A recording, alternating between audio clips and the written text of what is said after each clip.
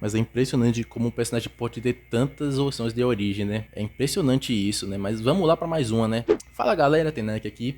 E sejam muito bem-vindos a mais um vídeo aqui no Furiano Quadrinhos novamente. E também novamente para poder falar do maior herói de todos, o Superman. Que no caso a gente aqui também no canal temos essa série informal de falar sobre as histórias de origem do Superman. Que no caso, né, como esse nosso primeiro programa inclusive, é uma origem do Superman, que é o Superman do John Byrne. E nisso foi seguindo, né, e inclusive o incentivo, né, que foi esse Superman Legacy do James Gunn, né, o novo filme do Superman, né, que promete também trazer esse novo universo, né, essa nova idealização do universo, né, que pela visão do James Gunn e pelo Peter Safran. E nisso o Superman ele tem ficado muito em voga, e nisso a gente se sente muito incentivado a poder falar de outras obras envolvendo ele. Tanto que eu acho que é o herói que realmente a gente vai falar mais origens aqui no canal. Nisso teve também o programa, né, do Superman Legado das Estrelas, né, que o Arthur fez, que inclusive é a versão que o James Gunn ele vai utilizar, né, de base para poder fazer o Superman Legacy. E estamos aqui com a terceira e última origem do pós-crise do Superman, que é o Superman Origem Secreta do Geoff Johns e do Gary Frank, que é uma origem que, por mais que ela não seja tão relevante, né,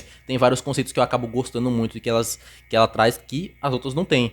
Por isso que é a coisa que eu inclusive já falei bastante, né? De que, por exemplo, no Superman, ele não foi que nem um Batman, que conseguiu ter uma história definitiva, que foi o caso o Batman no 1. O Superman, ele sempre ficou pendendo de algumas coisas, né? Alguns elementos, né? Que outras histórias vai complementando. Nisso, acabando que teve essas três versões. E essa versão em específico, ela acaba trazendo vários conceitos que inclusive eu gosto bastante, mas são conceitos bem mais tradicionais, tipo, eu acho que realmente essa origem das três é a origem que mais é tradicional, que foca mais em questão de que o Superman era antigamente mesmo. Porque, por exemplo, o Superman, o Homem de Aço do John Byrne, ele realmente já queria fugir muito do que o Superman era, por aquela questão, né, de que o Superman era poderoso pra caralho, e que não tinha como mais fazer histórias pra ele, né, e nisso, por exemplo, teve o Legado das Estrelas, que já conseguiu trazer uma dramaticidade a mais, né, é uma história que inclusive eu acho ótimo o James Gunn ter escolhido ela, porque é uma história que ela dramaticamente, tipo, a questão dramática ela é bem melhor, ela tem muito mais questões que dá pra trabalhar do Superman. E o Origem Secreta, ela é uma origem que ela é bem mais fanservice, por assim dizer, porque o Geoff Johns ele é um cara que inclusive ele adora, por exemplo, obras da Era de Prata, tanto que nas suas reformulações, né, porque o Geoff Johns ele também trouxe, né,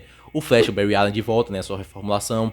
Ele também trouxe o Hal Jordan, ele conseguiu fazer o Hal Jordan voltar a ser um personagem relevante, né? E nisso, no Superman, ele fez uma coisa bem semelhante, né? Que ele pegou conceitos do Superman da Era de Prata e trouxe para poder colocar na versão dele. Inclusive, é uma coisa que é bem curiosa também, que o Geoff Johns, ele assumiu, né, um run também do Superman, né? E nisso das histórias dele, do Superman, ele acabou precisando de uns conceitos antigos que ele utilizou o Superman Origem Secreta para poder introduzir eles, para poder ele assim trabalhar essas questões. Então realmente foi uma questão bem de estratégica, inclusive, que ele pegou essa origem para poder contar algo, esses elementos, para poder ele utilizar os elementos. Então ele foi bem estratégico nisso. Mas como eu falo, essa origem, ela é bem tradicional, né? E isso é uma coisa que eu fiquei realmente com um mix de emoções. Eu realmente nem sei explicar muito sobre o que eu senti de fato sobre essa história, porque por mais de que ela tenha questões que eu gosto bastante, tem elementos que eu acho bem interessantes, ela peca muito na questão de drama mesmo, porque realmente é uma história que ela é simples pra caramba. Eu acho que, por exemplo, das três, ela, por que pareça, é a mais simples de todas. Tanto que tem vários momentos, inclusive, que eu posso até ficar meio perdido, porque eu realmente não lembro do acontecimento, porque o acontecimento provavelmente não era tão importante, tipo, não focou tanto nesse evento. Ele foi uma coisa tão simples que realmente passou batido pra mim. Então, tem vários momentos que eu posso ficar meio até perdido, inclusive, sobre o que aconteceu. Então, é uma história que realmente é uma coisa que tá bem difícil pra mim falar sobre, porque realmente é uma história que eu já li várias vezes e eu nunca estive tão indeciso de uma história como dessa vez. Mas é isso, né? Eu quero falar um pouco também, tem vários pontos pra poder falar sobre essa história, né? Porque realmente ela traz muitos elementos que eu gosto, que eu me identifico vendo nessa história do Superman. Como, por exemplo, no caso a gente começa a história, né, mostrando lá o Clark já em Smallville, né? E essa história, ela foca bastante nessa questão do Clark em Smallville. Tanto que, inclusive, já dá para imaginar, né, que, por exemplo, essa parte toda, ela se inspira muito nas questões tanto da Era de Prata, como também na série de Smallville, né? A série lá, né, da CW, porque mostra muito desse momento do Clark ele descobrindo, né, sobre seus poderes. E pô, tem cenas inclusive que é muito semelhantes até o que tem no Smallville, como por exemplo a cena que ele descobre da visão de raio laser, né, que no caso o Clark, né, nas duas versões, ele descobre isso quando ele tem uma excitação. Tipo, quando ele tá lá no auge da sua emoção, ele acaba disparando o raio sem querer. Também tem a questão de como ele descobre, por exemplo, do voo, ou também de ver através das coisas. São momentos que, inclusive, são muito semelhantes até a série Smallville. E vale dizer, por exemplo, que também eu acho que atualmente isso é mais difundido, né? Mas, por exemplo, ele tá se inspirando tanto no Smallville, como também na própria Era de Prata, porque uma coisa que Smallville, né? Smallville ela sempre se influenciou, né? Pela questão do Superman da Era de Prata, porque lá o Superman, ele agiu como o Superboy, né? No caso, ele teve um momento que ele agiu como herói em Smallville mesmo. E esse momento, ele meio que é adaptado na série Smallville. Então, aqui, o Geoff Johns tá pegando tanto dessa versão de Smallville, como também da versão da Era de Prata. Tanto que uma coisa que eu adoro muito dessa versão é que ele também adapta essa questão do Clark, ele agir como Superboy. E é um momento que eu acho bem divertido mesmo. Realmente, eu acho que se a história focasse só na questão de Smallville, ela brilharia muito mais. Porque realmente, quando chega essa parte dos elementos mais pro Superman, inclusive, é aí que minha memória começa a falhar. E olha que eu li essa história muito recentemente. Então é muito curioso isso, né? Que realmente essa parte lá do Smallville destaca muito mais pra mim. E essa parte do Superboy é muito legal, que o Geoff Johns ele também, já trazendo conceitos que ele queria trabalhar, é que ele traz a questão da Legião dos Super-Heróis. Pois tanto lá na Smallville, como também na Era de Prata, nesse momento do Superboy, ele acaba encontrando esse grupo, né? Que é o Legião dos Super-Heróis, que é um grupo do futuro, né? Que é influenciado pelas ações do Superman a poder agir como heróis no futuro, né? E nisso eles resolvem voltar no tempo pra poder conhecer o ídolo deles, né? Que é o Superman. Só que eles voltam na época que ele ainda era Superboy. E aí que, realmente, a gente vê também como eles são os putos inconsequentes, né? Porque eles podiam dar uma merda do caramba. Mas é aí que a gente vê eles também ajudando o Clark. Porque o Clark, ele praticamente, como eu falo, essa história ela não tem muito uma questão dramática. Só tem um drama nessa história, que no caso, o Clark, todo momento, toda a história, tipo, tanto quando ele vira Superman, é que ele se sente deslocado porque, né, ele descobre, né, de que ele é um alien e ele não aceita isso. É que nem na série Smallville, ele quer ser alguém como qualquer uma pessoa. Só que ele é um alien e ele não aceita bem isso. Ele sempre se sente deslocado, ele inclusive afasta pessoas por causa disso. E a Legião, ela acaba auxiliando o Clark nisso, né? Porque mostra, né, que no futuro a Terra é cheia de outros alienígenas, de outras espécies, assim, e que realmente não tem essa questão, né, de ele se sentir sozinho, assim, tipo, ele se sentir alheio a tudo, né? Que no caso tem outras pessoas que nem ele, né? E isso acaba que é bem legal porque vai até incentivando o Clark a poder agir, a ajudar as pessoas, né? Tanto que até uma coisa que eu achei muito curiosa, que eu nunca li muito Legião dos Super-Heróis, né? E nisso tem um momento que o Clark, né, ele é levado, né, ao futuro, e ele vê como é que é lá, né, como é que é, inclusive, os vilões que eles enfrentam.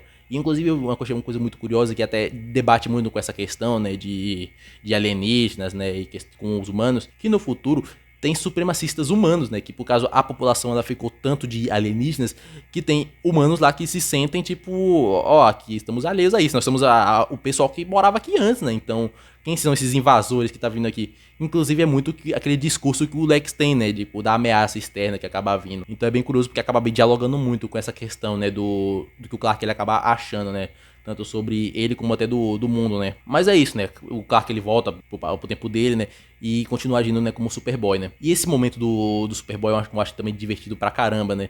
Acho que é um dos momentos que ele realmente se destaca muito pra mim. Porque o Clark, ele, em todas as versões, né, tipo, todas as outras origens, Black das Estrelas, o Homem de Aço, foca muito nisso, que o Clark, ele tem uma coisa nele de que ele quer ajudar as pessoas, tipo, ele gosta muito de ajudar as pessoas. E o Superboy, tipo, foi uma maneira dele conseguir fazer isso. Tanto de que quando ele fala pros pais dele, né, de que ele quer ajudar as pessoas, eles são os primeiros que dá essa ideia, né? Tipo, a Marta fazer o traje pra ele, tipo, e o Jonathan incentivando, tipo, é muito maravilhoso essa parte. Eu realmente gostaria muito que essa história focasse só nessa parte. Mas é isso, né? Uma outra coisa que também precisa falar sobre essa questão de Smallville, que é inclusive um elemento que eu gosto muito das histórias do Superman, principalmente quando mantém essa questão, é de que o Lex e o Clark já se conhecem nessa época de Smallville, né? O Lex, ele era de Smallville.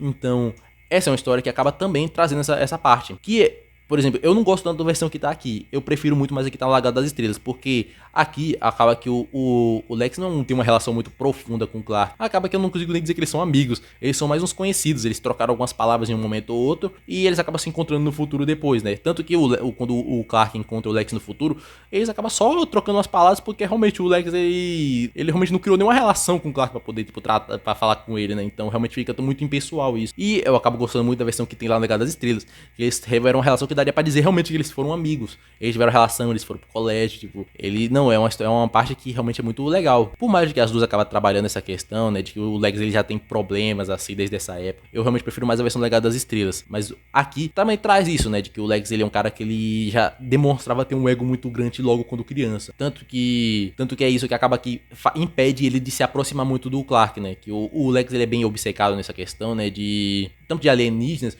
como também de que ele quer logo sair de Smallville pra poder ir pra Metrópolis, pra poder começar o negócio dele e tal. Mas essa parte é muito legal porque já mostra também toda essa vontade que ele tem, tipo, de conhecer, né, de alienígenas e tal. E é bem contrastante isso porque, né, o Alien tá do lado dele ali e ele não repara. Tanto que aí o Lex ele acaba até encontrando uma parte de Kryptonita, né? Ele já vai tendo conhecimento da Kryptonita. E é que realmente é muito semelhante, inclusive, ao como tem no Smallville. Que realmente o que teve de Lex Luthor com contato com Kryptonita lá é impressionante. Aqui é uma coisa que vai né, bem nessa linha também. Mas do Lex, uma coisa que eu realmente preciso destacar disso, além de que ele é um muito egocêntrico, é que tem a questão né, de que ele tem a família, tem o pai dele, né? E é uma coisa que realmente eu acho que tenho que realmente destacar isso, de que o Lex aí, ele é bem semelhante ao que eu vi, por exemplo, a versão que tem dele lá no Biografia Não Autorizada do Lex Luthor. Pois aqui, né, o Lex ele tem essa vontade de poder sair de Smallville, e nisso ele acaba dando um jeito de acelerar isso. E como é que ele acaba fazendo isso? Que no caso, tem o pai dele lá, que o pai dele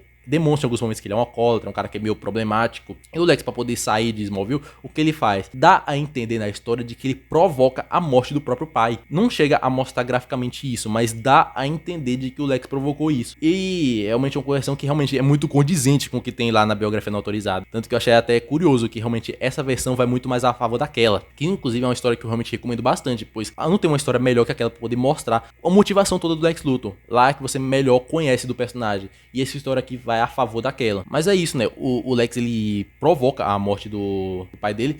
E eu achei interessante essa versão, porque eu acho que eles realmente não quiseram mostrar graficamente isso, porque realmente ia ficar muito pesado isso, de mostrar um menino tipo, provocando a morte do próprio pai. Eu acho que realmente ia ficar uma coisa muito pesada nessa história. É uma história que realmente é muito simples, ela não se propõe muito além disso. Então realmente eu achei que ia ficar meio problemático essa questão, né? Tipo, já mostrar uma criança matando, sabe? Eu achar absurdo, né? Mas é isso, né? Porque depois disso, a gente praticamente só vai ver o Lex quando ele já é fodão lá em Metrópolis. Mas antes precisa falar uma outra coisa, né? Que esse, no caso, essa parte toda que eu falei, né? De Smallville, são os 2 capítulos, né? Nos 2 primeiros capítulos. E logo quando já tem passa pro terceiro, já temos praticamente um salto de tempo.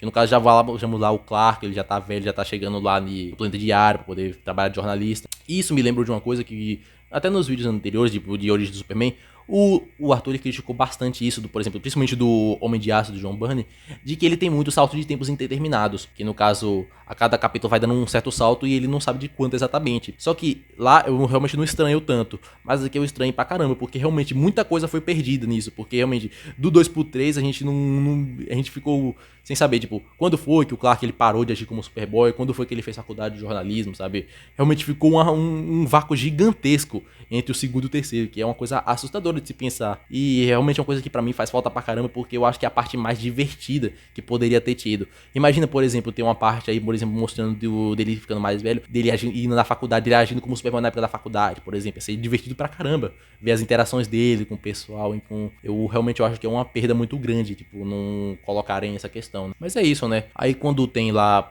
o do Clark ele já chegando em Metrópolis lá, a visão que a gente acaba tendo de Metrópolis, inclusive, é um que é bem diferente. Porque Metrópolis a gente sempre pensa numa cidade muito avançada, ela é bem otimista, ela é bem futurista, inclusive, né? E várias versões ela é colocada como uma cidade que ela é muito à frente do tempo. Aí a gente vai, de início, a gente vai vendo que Metrópolis é uma cidade que a população, ela tá bem amargurada, né? Tipo, elas são bem arrogantes, fica focado muito em si, sabe? Não liga muito pro próximo. E é uma coisa que realmente é muito interessante de se ver, porque primeiro que eu nunca vi essa questão em outras histórias, mas também porque isso acaba ressaltando mais a ação que o Superman acaba tendo, né? Que o Superman, as ações dele em Metrópolis acaba fazendo o povo mudar, né? O povo ter mais esperança, o povo ligar mais próximo, querer ajudar o outro. Então é uma coisa que é bem curiosa. Pois nesse momento de início, né? O Clark até acaba se assustando bastante, né? De que ele tinha uma visão de Metrópolis, ele é que nem a gente, ele tinha uma visão de Metrópolis e quando ele chega lá, vê que não era aquilo, né? Tanto que é uma coisa que é curiosa, porque logo quando o Clark ele chega, ele já praticamente já fica sabendo do Lex Luthor, né? Que o Lex Luthor, aquele cara lá que ele conheceu, né? Aquele menino, de que ele virou um cara muito importante, né? Que ele virou praticamente o dono dessa cidade. E o Lex, inclusive, ele já praticamente faz uma maior demonstração de que ele é um cara egocêntrico pra caramba. Pois o Lex,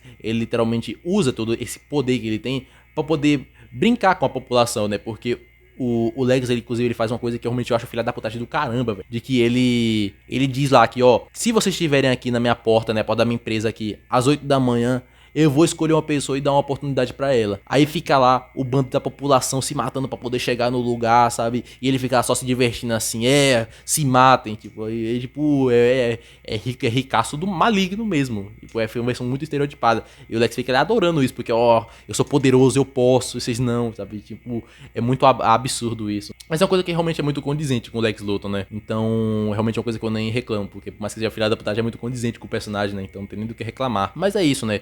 A gente vai vendo também o Clark, ele chegando lá no Planeta Diário, a gente vai vendo... Essa parte, inclusive, eu acho muito divertida, pois também é a questão de que a gente vê o praticamente o Superman do Christopher Reeve agindo aí, né? Porque uma coisa que eu deve ter reparado pelas imagens é que o Superman do Geoff Johns e do Gary Frank é a cara do Christopher Reeve. E essa parte acaba que mais realçando isso, pois o Clark Kent, ele é exatamente igual como é no filme do Superman do Christopher Reeve. No caso, ele age do mesmo jeito. Aquele jeito atrapalhado, bem exagerado, é igualzinho. Tanto que esse capítulo, né? Eu acho que ele realmente é totalmente inspirado no primeiro filme do Superman lá de 78. Porque tem eventos que são iguaizinhos. Por exemplo, quando começa o Superman a agir pela primeira vez, ele salva a Lois. É igualzinho a cena, velho. É impressionante. Até as falas são a mesma. Tipo, é muito absurdo isso. Então, realmente, o Geoff Johns, ele fez muita homenagem, por isso, eu já falei de muitas homenagens que teve, a Smallville, a Era de Prata e tal.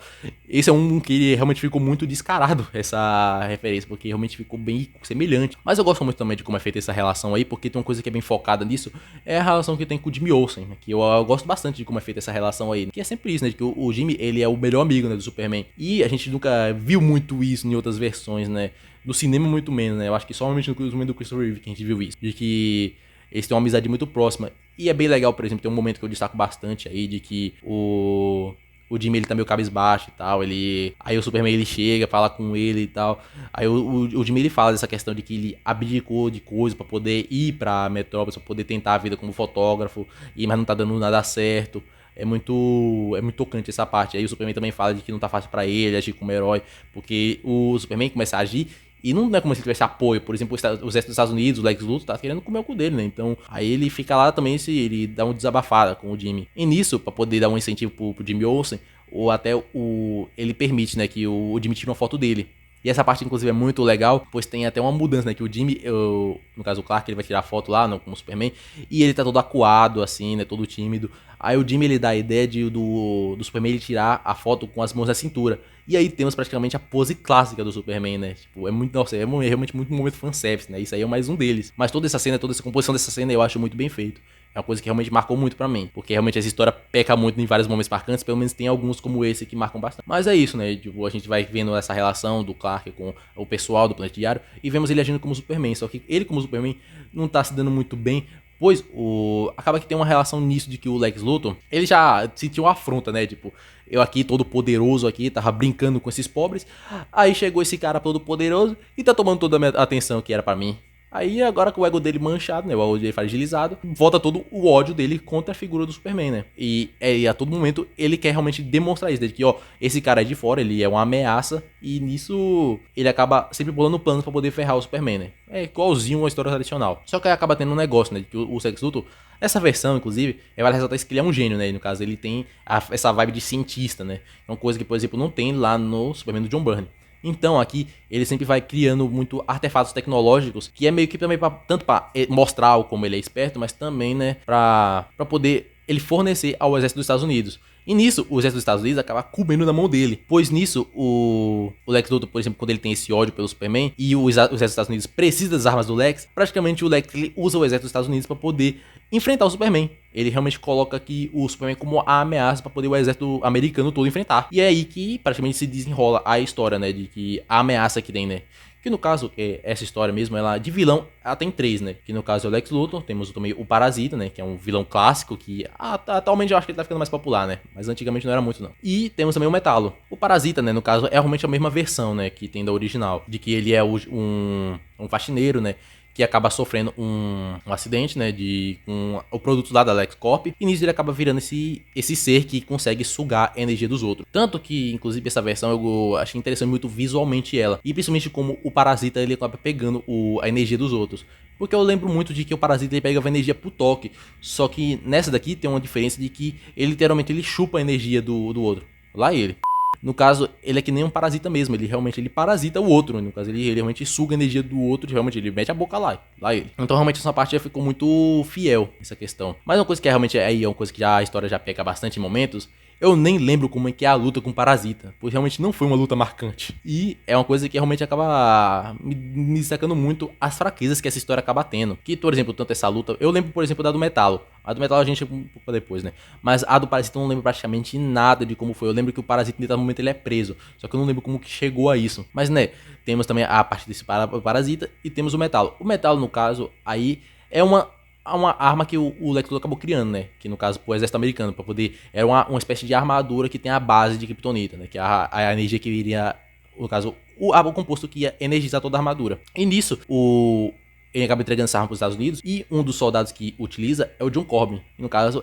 é o nome do Metalo original. Por mais que eu nem lembro de que ele ser soldado na versão original. Eu acho que isso é realmente uma modificação dessa história. Que no caso é esse soldado, né? Que é um dos favoritos, inclusive, do General Lane, né? Que é o pai da Lois Lane, que é praticamente o líder, né, do exército americano. Ele é, inclusive, um dos amigos do presidente dos Estados Unidos. E até fala em determinado momento, né? Pelo menos ele fala, né? De que ele já namorou a Lois Lane. Por mais que a Lois disse que era só um encontro e pronto, né? Mas ele insiste de que era a namorada dela. Inclusive tem uma cena que é muito hilária, inclusive, né? De que é quando o John Corbin ele tá lá falando com a Lois Lane e o Clark ele vai lá e intervém. Aí nisso tem o aperto de mão dos dois. Aí tem a parte que é muito engraçada de que o John Corbin fazendo força pra caramba pra poder apertar a mão do Clark. E o Clark lá com cara de paisagem, velho. Tipo o nível do Saitama, sabe? Mas é uma cena muito engraçada. Mas é isso, né? O John Corbin é um cara que ele usa essa armadura, né? Por mais que no conceito original, né, do Metalo, o Metalo não é uma armadura, né? No caso, o Metalo é esse ser que ele é refeito, né? Ele sofreu um acidente, ele é refeito com essa energia de Kryptonita no peito, com literalmente uma peça de Kryptonita no peito dele. De início, essa versão não é nada semelhante, só que acaba tendo o confronto, né, do Superman com o Metalo. Tem dois confrontos, né? Eu lembro do primeiro, que o primeiro, acaba que o Superman ele acaba machucando, né, o centro do peito, né, que é onde tem a Kryptonita, e nisso a armadura acaba explodindo. E nisso o John Corbin ele praticamente sai todo destruído. E nisso o Lex Luthor ele refaz o corpo do John Corbin, realmente com a Kryptonita no peito logo direto. Então realmente essa versão já adaptou e ficou mais semelhante com o original. Por mais de que visualmente eu achei que ficou bem diferente ainda. Mas é isso, né? Aí também tem essa parte, né, que já tem esse confronto e tem o segundo confronto. O segundo confronto eu praticamente não lembro de nada, né? Se não me engano, eu acho que só o Superman ele joga o Metalo de alto e ganha dele. Que é só isso. Então, realmente, esses confrontos realmente pecam bastante. Eu não acho eles nem nada marcantes e eu acho que eles são bem desinteressantes. Eu só lembro, inclusive, de vários momentos no meio disso. Porque tem, por exemplo, um momento que eu achei bem legal, que inclusive até esclarece um problema que tinha das outras versões, de que tem determinado momento que o Superman ele vai lá falar com o General Lane, né, sobre essa questão de que ele não é uma ameaça, mas que eles estão só querendo atacar o Superman sem saber o lado dele. E nisso, ele vai lá e confronta o General e vai falar com ele. E nisso o general ele acaba falando umas coisas interessantes, né? Que, por exemplo, pessoas que, tipo, não teve alienígenas nessa terra ainda, mas que já tiveram pessoas com superpoderes lá na época da Segunda Guerra Mundial. E isso é interessante porque praticamente ele tá falando da Sociedade da Justiça da América. Porque uma coisa que é muito interessante é que, por exemplo, no Superman do John Byrne, não tem nenhuma menção a isso, né? Praticamente fica parecendo que o Superman é o primeiro herói desse planeta. Só que realmente isso é uma inverdade. Porque cronologicamente, depois do Crise da Fita das Terras, a Sociedade da Justiça ficou parte da cronologia de que ele tava agindo nos anos 40. Então realmente não fazia sentido nenhum não citar que teve heróis antes. Então essa história foi a única, porque até no Legado das Estrelas não tem isso, de que tem uma menção de que teve heróis antes. Inclusive, até faz sentido pra caralho o Jeff Jones ele ter citado isso, porque ele é um cara que ele escreveu Sociedade da Justiça. Então, realmente praticamente é dever de casa dele fazer isso. Então, mas realmente é uma coisa bem curiosa, né, de que essa versão acaba trazendo, né? Mas é isso, acho que de um momento que eu preciso ressaltar muito é esse, porque realmente acaba resolvendo uma pendência, né? Mas, inclusive, uma coisa que essa história, inclusive, não foca muito é Krypton, porque eu praticamente não falei nada de Krypton até agora. Porque praticamente não tem quase nada, a gente não chega nem a ver Krypton mesmo. A gente só vê, por exemplo, quando lá na época de Smallville, quando o Clark ele encontra lá os hologramas, né, dos pais, e eles acabam falando com ele, né? Praticamente só teve esse momento. Que inclusive é um momento que ele é fanservice pra caramba, porque eu lembro de um holograma desses que acaba mostrando alguns eventos de Krypton que vão repercutir muito no Superman do futuro.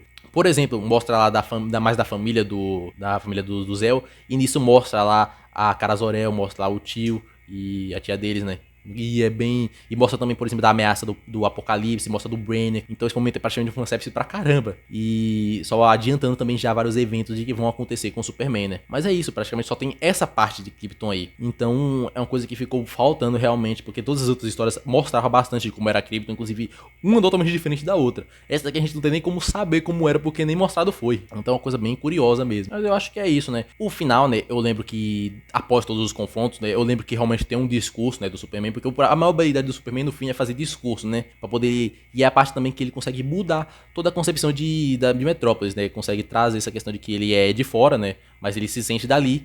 E ele tá lá pra ajudar. Resolvendo também todo aquele problema que ele tinha, né? De que ele não se aceitava como alien. Inclusive, o Lex Luthor, ele acaba sempre.